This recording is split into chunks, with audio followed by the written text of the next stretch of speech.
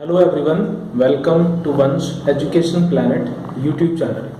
Students, पिछले video में मैंने आपके साथ इसी एक्सरसाइज 1.1 के क्वेश्चन नंबर सेकंड को डिस्कस किया था, बट उसमें मैंने सिर्फ और सिर्फ इसका एक ही मेथड डिस्कस किया था।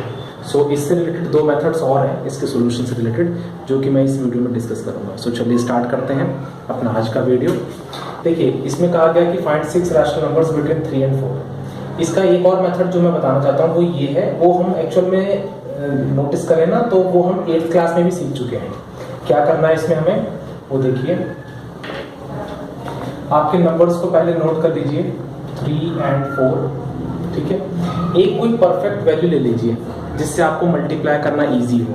हालांकि वैसे तो हर टीचर्स का अपना अपना अलग अलग स्ट्रेटजी होती है क्वेश्चन को सॉल्व करने की। कोई कहता है 5 लेके कर लो, कोई 6 लेके कर लो एंड व्हाटएवर। मैं कहता हूँ एक परफेक्ट नंबर 10 ले लीजिए आप। वो इसलिए लेने के लिए कह रहा हूँ क्योंकि 10 से मल्टीप्लाई करना चीज़ों को बहुत ईजी होता है, ठीक है। तो आपकी कैलकुलेशन मिस्टेक होने के चांसेस ना के बराबर हो जाएंगे, ठीक है। अब यहाँ लिख लीजिए multiplying and dividing 3 and 4 by 10, ठीक है। अब आप 3 को पहले लिख लीजिए एक बार दोबारा से यहाँ, और फिर उसको 10 से मल्टीप्लाई, 10 से डिवाइड, आपका रिजल्ट आएगा 30/10। इसी तरह आप 4 को ले लीजिए, 4 के साथ भी 10 से मल्टीप्लाई और 10 से डिवाइड, 4 10 या 40 एंड अपॉन 10, ओके। अब देखिए दोनों के जो डिनोमिनेटर्स हैं वो सेम हो चुके हैं। ऊपर है यहाँ 30 और यहाँ है 40। हमें कितने चाहिए? 6। हमें 6 रैशनल नंबर्स चाहिए। तो आराम से 30 और 40 के बीच में हम 6 रैशनल नंबर्स निकाल सकते हैं, ठीक है। 6 रैशनल नंबर्स आर, कैसे लिख लेंगे आप? 31/10, 32/10, 33/10, 34/10, 35/10 एंड 36/10, ठीक है स्टूडेंट्स। आई होप आपको समझ में आया होगा और ये बहुत ही इजी मेथड है। देखिए, अब इसके अलावा एक बहुत ही इम्पोर्टेंट मेथड जो कि आपकी 9th क्लास की एनसीईआरटी बुक के अकॉर्डिंग दिया गया है, या ये मेथड जो मैं बताने जा रहा हूँ ये आपके एनसीईआरटी बुक में भी है। और ये एक बात और, इसको आप जो मेथड मैं बताऊंगा इसको आप यूज कहाँ करेंगे ज़्यादा? इसको आप तब यूज करेंगे जब आपसे 1 and 2, मतलब या तो 6 ना मांग करके, या तो आपसे 1 या 2 रैशनल नंबर मांग रहा हो ना, तो आप इस मेथड को यूज करिएगा, ठीक है। ज्यादा मांगे तो इन्हीं दोनों में से यूज करिएगा, जो दोनों मैं एक पिछले वीडियो में समझाया और एक जो मैंने अभी समझाया। लेकिन अगर 1 या 2 रैशनल नंबर्स मांगे तो आप इस मेथड को फॉलो कर सकते हैं जो मैं अभी बताने जा रहा हूँ, ठीक है। उसके लिए आप क्या करेंगे? सबसे पहले तो अपने नंबर को लिख लीजिए। अब देखिए, एक नंबर लाइन फॉर्म करिए। एज्यूम करिए कि जी यहाँ 3 है और यहाँ 4 है। It's my first point and it's my last point. First is 3 and last is 4, okay.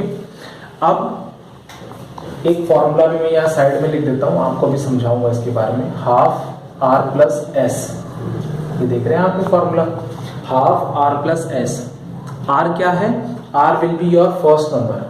आपको जिन दो नंबर्स के बीच में रैशनल नंबर निकालना है उसमें जो फर्स्ट नंबर होगा वो आर होगा, और जो second number means last number होगा वो आपका एस होगा।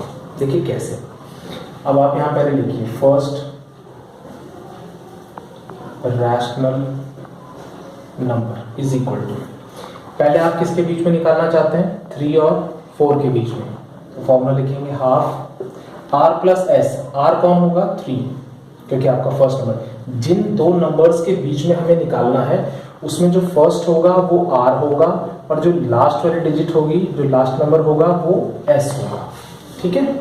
सो 3 और 4 में निकालने के लिए हमें 3 + 4, देखिए हाफ का हाफ, 3 + 4 कितना होता है? 7। नीचे कुछ नहीं तो 1, आप मल्टीप्लाई कर देंगे तो 7 × 1 = 7 और 2 × 1 = 2। सो इट मीन्स आपका फर्स्ट रैशनल नंबर निकल गया 3 और 4 के बीच में 7/2, ठीक। अब इसी तरह फिर आप सेकेंड रैशनल नंबर निकालेंगे।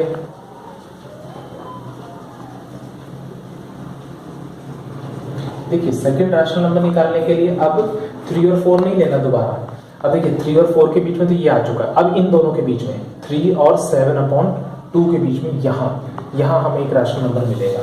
तो अब इस सिचुएशन में s ये नहीं होगा, अब हमारा s कौन होगा, ये होगा। जब हम 3 और 7/2 के बीच में रैशनल नंबर निकालने जा रहे हैं तो इस सिचुएशन में r हमारा 3 होगा और s हमारा 7/2 होगा। तो half r plus s, r कितना है जी 3 के नीचे कुछ नहीं तो क्या लिख सकते हैं आप 1 लिख सकते हैं, और s कितना है 7/2। ठीक है, सो आप इसे सॉल्व कर लेंगे एलसीएम लेकर के, 2 3 जा 6 प्लस 7, तो आपका रिजल्ट आ जाएगा half into 13/2। So I think आप इसे मल्टीप्लाई कर देंगे तो आंसर आ जाएगा 13 1 जा 13 एंड 2 2 जा 4। सो आपका सेकेंड रैशनल नंबर निकल गया कितना 13/4। ठीक है, आप इसे यहाँ पर शो कर सकते हैं कि ये हमारा सेकेंड रैशनल नंबर 13/4 है। एक काम करते हैं, इसको थोड़ा साइड में बना देते हैं ताकि विजिबिलिटी प्रॉपर हो जाए, क्योंकि लंबा जाएगा ना इसका सोल्यूशन।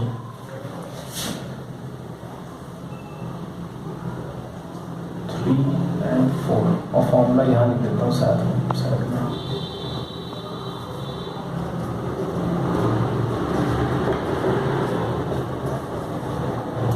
ये आपका फॉर्मूला हो गया। आपका फर्स्ट रैशनल नंबर निकला था 7/2, ठीक है, वो यहाँ है।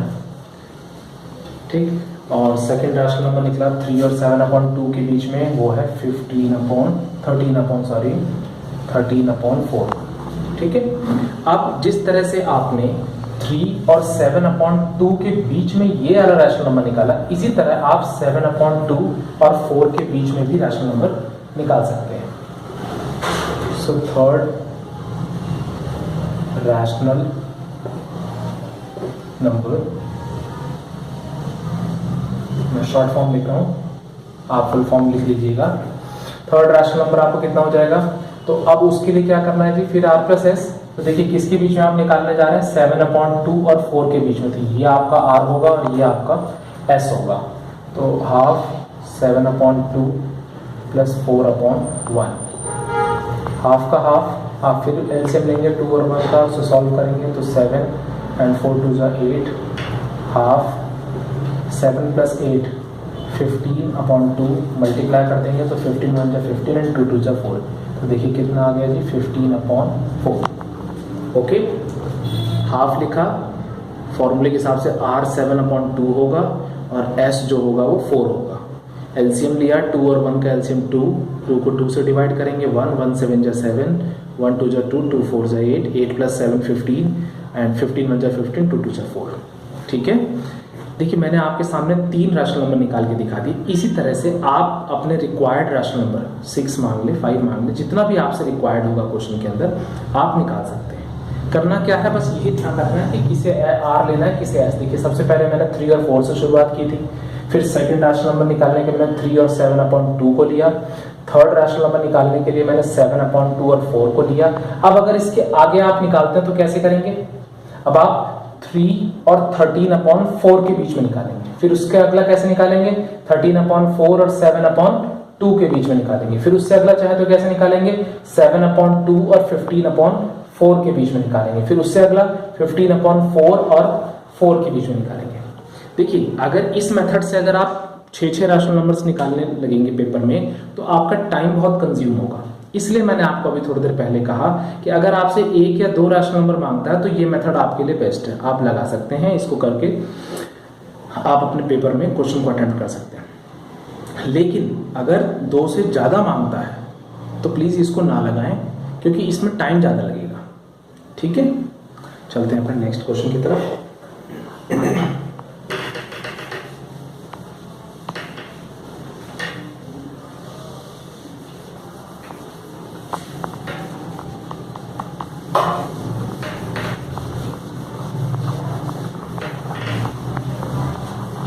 देखिए थर्ड क्वेश्चन में कहा गया find 5 rational numbers, find 5 rational numbers between 3/5 and 4/5।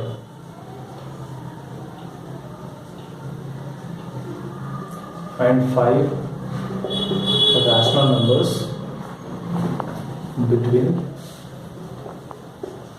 3/5 and 4/5. Students, this question is very easy. Actual में यहाँ पर दो फ्रैक्शंस दिए गए हैं और दोनों फ्रैक्शंस के जो बेस हैं वो पहले से इन्होंने सेम दिए हैं.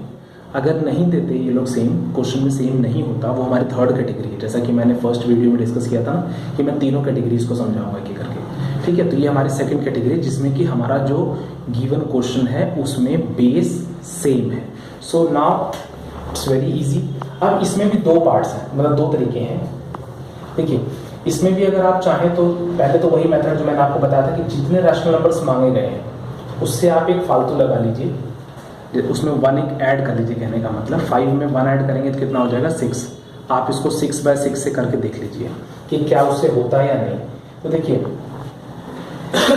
अगर आप एक वैसे ना एक एजम्पशन के लिए पहले समझा रहा हूँ, इंटू 6/6 करिए. मैं भी आपको फेयर करके दिखा दूंगा. फिलहाल मैं आपको रफली आइडिया दे रहा हूँ कि मतलब क्वेश्चन में आप इस तरीके से भी देख सकते हैं. तो ये कितना आ जाएगा 3 6 18 और 6 5 30. इसी तरह आप 4/5 को अगर करते हैं 6/6 से तो 6 4 24 और 30. ये देखिए 18 और 24 के बीच में 19 20 21 22 23 हो गया आपके 5 रैशनल नंबर. तो ये मेथड भी इस पर यूज किया जा सकता है. ठीक है, जो कि मैंने फर्स्ट वीडियो में सेकंड क्वेश्चन के लिए बताया था, वो मेरा फर्स्ट मेथड था. ठीक है, तो आप इसे भी यूज कर सकते हैं, या अगर आप ये नहीं यूज करना चाहें तो 10/10 वाला मेथड जो मैंने अभी पीछे थोड़ी देर पहले बताया आपको. सेकंड क्वेश्चन 10 से मल्टीप्लाई एंड 10 से डिवाइड. तो दोनों में से आप कोई सा भी यूज करिए, आपका आंसर करेक्ट होगा, बिल्कुल सही होगा. ठीक है, इस तरह एक रफ था आपको फटाफट समझाने के लिए. मैं अब आपको देता हूं. पहले तो आप अपने क्वेश्चन को जरूर लिख लिया करें एक बार. 3/5 एंड 4/5. आप सोच लीजिए आपको करना किससे. अगर आप फर्स्ट मेथड से करना चाहते हैं जो मैंने आपको सिखाया था, तो उसके अकॉर्डिंग आपको 5+1 करना पड़ेगा और फिर उसी नंबर से आपको मल्टीप्लाई और फिर डिवाइड करना पड़ेगा. अदरवाइज नहीं आप उस चक्कर में जाना चाहते तो 10/10 का मेथड ले लीजिए, सबसे बेस्ट है. आंसर डैम श्योर है कि करेक्ट ही होगा. ठीक है, तो आप यहाँ पर लिख लेंगे multiplying and dividing 3/5 and 4/5 by 10. ठीक है, फिर आप अपने फर्स्ट नंबर को लिखेंगे, इसको दोबारा से लिखेंगे. 10 से मल्टीप्लाई, 10 से डिवाइड, 3 10 30, 5 10 50. इसी तरह 4/5 को लेंगे आप. 4/5 इंटू 10/10 हो गया 4 10 40 और 5 10 50. अब देखिए 30 और 40 इन दोनों के बीच में आराम से रैशनल नंबर निकाले जा सकते हैं. ठीक है, निकाले जा सकते हैं ना. सो 5 rational numbers are 31/50, 32/50, 33/50, 34/50 and 35/50. ठीक है, आप अपने 5 रैशनल नंबर्स इस तरीके से निकाल सकते हैं. अब मैं एक एडिशनल क्वेश्चन दूंगा अपनी थर्ड कैटेगरी को समझाने के लिए, जिसमें कि बेस सेम नहीं है. हालांकि 8th क्लास वाले अगर आप वीडियो देखें ना, जो मैंने 8th क्लास के एक्सरसाइज 1.2 के लिए जो वीडियोस बनाई हैं, अगर आप वहाँ उस वीडियो को देख लें तो भी आपको समझ में आ जाएगा. लेकिन फिर भी मैं एक बार दोबारा से रिपीट कर देता हूँ. ठीक है, इस क्वेश्चन में थोड़ा सा चेंज कर देते हैं हम लोग. इसको ना आप अलग कर दीजिए. ठीक है, 3/7 एंड 4/5. अब क्या हुआ, अभी भी 5 रैशनल नंबर्स निकालने हैं, लेकिन जो हमारे पास गिवन फ्रैक्शन है उस फ्रैक्शन में जो डिनोमिनेटर्स हैं वो सेम नहीं है. और अगर सेम नहीं है तो पहले हमें क्या करना होगा, उनको सेम करना होगा. उसके लिए मैंने आपको 3/7, हालांकि टेक्निक 8th क्लास की वीडियो में बताई, लेकिन फिर मैं समझा रहा हूँ, आप देख लीजिए. 3/7 को आप पहले यहाँ लिख लीजिए, सोल्यूशन आपका ये है. और 4/5 को यहाँ लिख लीजिए. देखिए, अब फर्स्ट जो आपका फ्रैक्शन है उसको सेकंड वाले फ्रैक्शन के बेस से मल्टीप्लाई एंड डिवाइड. और सेकंड वाले फ्रैक्शन को फर्स्ट वाले के बेस से मल्टीप्लाई एंड डिवाइड। तो 5 3 से कितना हो जाएगा 15, 7 5 से 35, 4 7 से 28 और 7 5 से 35। स्टूडेंट्स मैंने एक बात पहले भी कहा था कि एक बार आप चेक जरूर कर लिया करें। बाई चांस कई बार ऐसा होता है कि जब हम बेस को सेम कर रहे होते हैं ना, तो बेस को सेम करने के साथ ही कई बार क्या होता है कि हमारे रैशनल नंबर्स निकल जाते हैं। अब देखिए आपको 5 चाहिए थे, यहाँ पर कितना है 15 और यहाँ कितना है 28, बेस तो सेम है। 15 और 28 के बीच में कौन कौन से नंबर्स आ जाते हैं? बहुत सारे नंबर्स आ जाते हैं, 16, 17, 18, 19, 20, इतने ही हो गए 5 तो आपके। अभी इसके बाद 21, 22, 20 ऐसे करते करते आप 27 तक टिल जा सकते हैं। ठीक है, सो अगर अच्छा ये तो हो गया कि भाई यही निकल गया, अगर नहीं निकलता तो फिर इसके बाद क्या करते हैं? फिर वही लाइन मल्टीप्लाइंग एंड डिवाइडिंग वाली, याद है ना? मल्टीप्लाइंग एंड डिवाइडिंग 15/35 एंड 28/30, जो भी अगर यहाँ होता, सपोज 16 आता, बाय 10। ठीक है, फिलहाल यहाँ निकल गया, इसलिए आप आगे करने की जरूरत नहीं है। So 5 rational numbers are 5 rational numbers are कौन कौन से हो गए भाई? 16/35, 17/35, 18/35, 19/35 एंड 20/35। ठीक है, अब चलते हैं अपने फोर्थ क्वेश्चन की तरफ। फोर्थ क्वेश्चन में ट्रू एंड फॉल्स है और उसमें आपसे फर्स्ट क्वेश्चन में कि एवरी रैशनल नंबर, पहले क्वेश्चन सुन लीजिए, कहता है कि state whether the following statements are true and false. मतलब मैं आपको शॉर्ट में बता दूं कि आपसे कह रहा है कि हमें ट्रू एंड फॉल्स बताना है और साथ में एक बात कह रहा है हमें कि give reasons for your answer. Give reasons, give reasons also. Give reason लिख के छोड़ दो तो सीधा होता है, ये लिख दो पूरी बात कहीं आप और योर आंसर। ठीक है, अब इसमें फर्स्ट पार्ट में क्या कह रहा है पहले वो देखते हैं। देखिए फर्स्ट पार्ट में क्या है, कह रहा है every natural number is a whole number. Every natural number is a whole number means कि जितने भी प्राकृतिक संख्याएं होती हैं, सॉरी जितनी भी प्राकृतिक संख्याएं होती हैं वो सब क्या होती हैं? होल नंबर्स होते हैं। ठीक है, तो ये बात पहले मैं लिख देता हूँ question. Every natural number is a whole number. ठीक है, देखिए नेचुरल कौन है? इसको हम हिंदी में क्या बोलते थे? इसको बोलते थे प्राकृतिक संख्याएं। ठीक है बेटा, और होल नंबर्स कौन से होते थे? पूर्ण संख्याएं। हिंदी मीडियम वालों के लिए भी इसमें बता रहा हूँ, इसलिए ध्यान से सुनेंगे। कहता है प्रत्येक प्राकृतिक संख्याएं जो होती हैं वो पूर्ण संख्याएं होती हैं। तो अल्टीमेटली ये बात सही है, क्योंकि देखिए प्राकृतिक संख्याओं में आपके एग्जांपल्स क्या होते थे? सर प्राकृतिक संख्याएं 1 से शुरू होती हैं और इस तरीके से मूव करती रहती हैं। पूर्ण संख्याएं कहाँ से शुरू होती थी? ये 0 से स्टार्ट होती थी और फिर इस तरीके से ये भी मूव करती थी। अब अगर आप ध्यान से देखें तो ये पोर्शन सारा इसके अंदर है या नहीं है? बल्कि इसके अलावा भी इसमें कुछ और भी है, 0 बल्कि एक्स्ट्रा ही है। मीन्स ये सारा पोर्शन इसके अंदर है या नहीं? मीन्स कि ये सारे नंबर्स इसमें आते हैं। इट मीन्स ट्रू कि ये सही कह रहा है कि yes all natural numbers, every natural number is a whole number. True. आप इसको इस तरीके से, इसका सॉल्यूशन कैसे लिखेंगे वो मैं बताता हूं। आप लिखेंगे ट्रू, क्यों? उसका रीजन आप प्रॉपर देंगे उसको। ठीक है, क्योंकि since the collection of true, since the collection of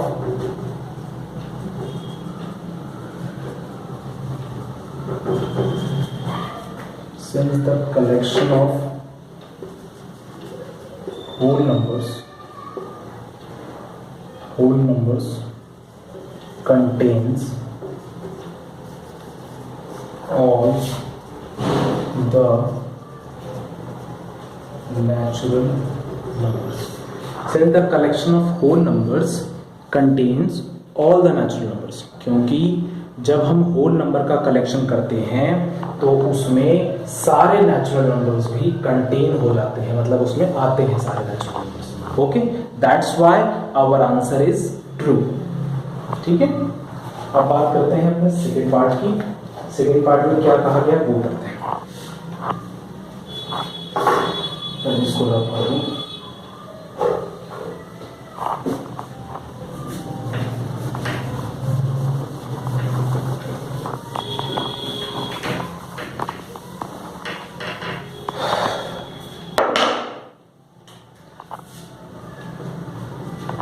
देखिए सेकेंड पार्ट में कहा गया है कि every integer is a whole number.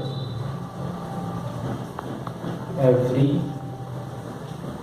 Integer is a whole number. देखिए स्टूडेंट्स, इंटीजर्स क्या है, पहले तो इनकी हिंदी लिख लेते हैं, जिन्हें हम हिंदी भाषा में पूर्णांक कहते हैं. होल नंबर्स क्या है, जिन्हें हम पूर्ण संख्याएं कहते हैं. ओके, एक पूर्णांक में कौन से नंबर्स आते थे आपको याद है ना, 0, 1, 2 इस तरीके से, और नेगेटिव्स भी होते हैं सारे इसके अंदर. ये पूरा सेट होता है नेगेटिव्स, पॉजिटिव्स एंड जीरो का. ओके, और पूर्ण संख्याओं में सिर्फ जीरो एंड पॉजिटिव्स ही आते हैं, नेगेटिव्स नहीं आते हैं. तो कहता है कि सारे इंटीजर्स जो होते हैं, एवरी हर एक इंटीजर होल नंबर होता है. अरे भाई यहां से यहां तक तो हम मान सकते हैं कि हाँ भाई इसमें आते हैं, इसलिए ये सारे होल नंबर्स हैं. लेकिन ये इनका क्या करोगे, -1, -2, -3, ये तो इंटीजर्स हैं, लेकिन ये तो होल नंबर्स में नहीं आते.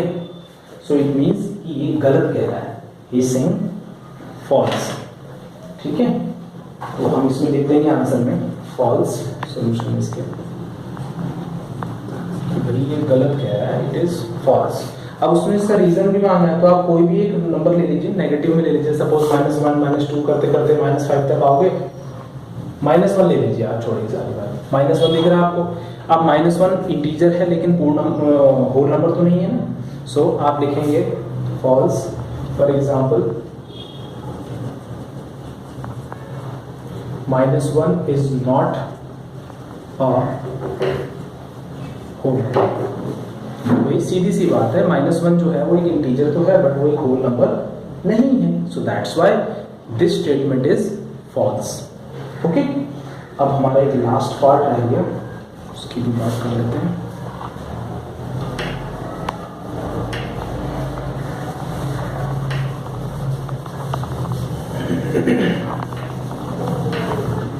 देखिए लास्ट पार्ट में कहा गया है कि every rational number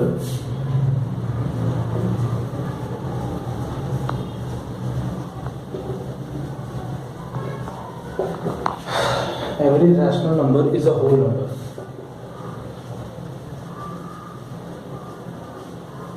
Is a whole. फिर वही बात पहले समझते हैं. रैशनल नंबर क्या होते हैं जी, परिमेय संख्या होती है हिंदी भाषा में. और होल नंबर्स कौन है जी, पूर्ण संख्याएं. ठीक, परिमेय संख्याओं के अंदर सभी टाइप के जो P/Q की फॉर्म में आ जाते हैं. देखो ये अगर 2 है तो भी वो रैशनल है, 2/3 है वो भी एक रैशनल नंबर है ना. ठीक है, लेकिन पूर्ण में क्या होगा, पूर्ण में 0 आएगा, 1 आएगा, 2 आएगा, इस तरीके से जो प्रॉपर जो डिजिट्स हैं वो चलेंगी. बट इसमें क्या है कि इसमें 2/3, 4/5, 3/7 इस टाइप के नंबर, जैसे इस टाइप में आ सकता है ना, इसमें तो -4/5 आ गया, 6/7 आ गया, ये सब रैशनल नंबर की कैटेगरीज में है. लेकिन इनमें से सिर्फ ये ही पूर्ण संख्या में आता है, ये सब तो पूर्ण संख्याओं में नहीं आते. So that means this statement is also false. ये स्टेटमेंट भी गलत है. ठीक है, तो आप इसमें लिख देंगे फॉल्स.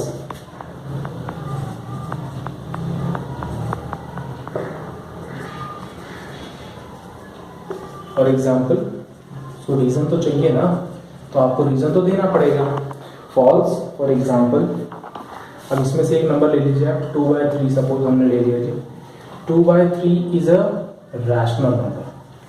ये एक रैशनल नंबर तो है, but for example 2/3 is a rational number but not a whole number. Not अ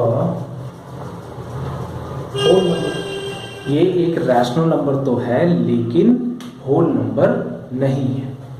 ठीक है स्टूडेंट्स, सो आज के इस वीडियो में अभी इतना ही। हमारी 1.1 कंप्लीट हो गई है।